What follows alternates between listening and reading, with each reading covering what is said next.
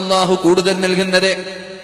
എന്നിട്ട് അല്ലാഹുവിന്റെ ഹബീബ് സല്ലല്ലാഹു അലൈഹി വസല്ലം ഒരു പ്രഭാഷണം നടത്തുകയാണ്. നബി തങ്ങൾ പറഞ്ഞു, മാ തഖറബ ബി ഫീഹി ബിഖസ്ല, അതിൽ ഒരാൾ ഒരു നന്മ ചെയ്താൽ. നമ്മൾ റമളാനിൽ ഒരു സുന്നത്ത് നിസ്കരിക്കാൻ, അപ്പൊ റമളാനിൽ സുന്നത്ത് നിസ്കരിക്കുന്നുണ്ട്, റമളാൻ അല്ലാത്ത സമയത്ത് സുന്നത്ത് നിസ്കരിക്കുന്നുണ്ട്.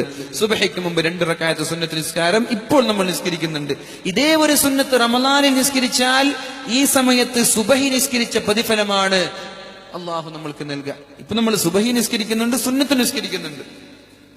ഈ ഇന്ന് നിസ്കരിച്ച സുന്നത്ത് നമ്മൾ റമളാനിൽ നിസ്കരിക്കുമ്പോ ഇന്ന് നിസ്കരിച്ച ഫർളിന്റെ പ്രതിഫലം അള്ളാഹു തരും. ഇന്ന് നിസ്കരിച്ച ഫർള് റമളാനിൽ നിസ്കരിക്കുമ്പോ 70 സുബ്ഹി നിസ്കരിച്ചതിന്റെ പ്രതിഫലം അള്ളാഹു തരും. ഇതാണ് റമളാൻ. എന്നിട്ട് നബി തങ്ങൾ പറയാണ്,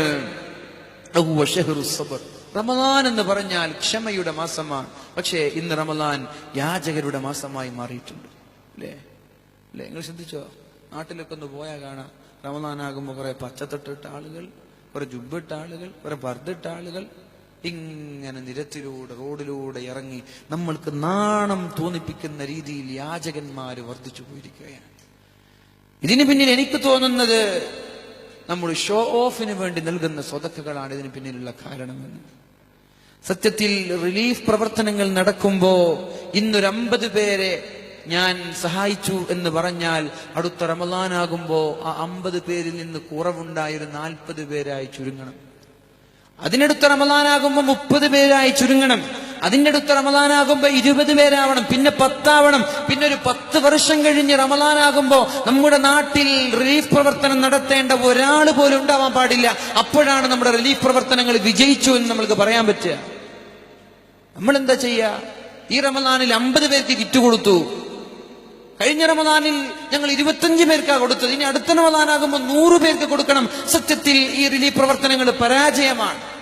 ഈ റിലീഫ് പ്രവർത്തനങ്ങൾ കൊണ്ട് ദരിദ്രരെ വർദ്ധിപ്പിക്കുന്നു എന്നല്ലാതെ ഒരുപാട് ദരിദ്ര നാരായണന്മാരെ, ഒരുപാട് യാചകന്മാരെ നമ്മൾ കൊണ്ടുവരുന്നു എന്നല്ലാതെ സമുദായത്തിൽ ഒരു ഉപകാരവും ഈ റിലീഫ് പ്രവർത്തനങ്ങൾ നടത്തുന്നില്ല. ഒരു ഉപകാരം ഇതുകൊണ്ട് കിട്ടുന്നില്ല. കൊടുക്കേണ്ടതുപോലെ റിലീഫ് പ്രവർത്തനങ്ങൾ റമളാനിലും അല്ലാത്ത ദിവസങ്ങളിലും നമ്മൾ നടത്തിയാൽ അടുത്ത റമളാനാകുമ്പോ എന്തുണ്ടാകും? ഈ ചോദിച്ചു വാങ്ങുന്ന ആളുകൾ കുറയും. പക്ഷേ കുറയുകയല്ല, കൂടുകയാണ് ചെയ്യുന്നത്. യാചകന്മാരുടെ മാസമായി റമളാൻ മാറുകയാണ്. അള്ളാഹു കാക്കട്ടെ. വിഷമം തോന്നാൻ യാചിച്ച് ബോംബെയിൽ വലിയ 70 ലക്ഷത്തിന്റെ ഫ്ലാറ്റ് വാങ്ങിയ ആളുകളുണ്ട്. നിങ്ങൾ ശ്രദ്ധിച്ചോന്നറിയില്ല, പത്രങ്ങളിലൊക്കെ കണ്ടിട്ടുണ്ടാകും. യാചന നടത്തി BMW അതേപോലെ ഓഡിയും ബെൻസൊക്കെ വാങ്ങിച്ച ആളുകളുണ്ട് യാചന നടത്തിയിട്ട്. ഇവർക്ക് യാചന ഒരു ശീലമായി മാറി.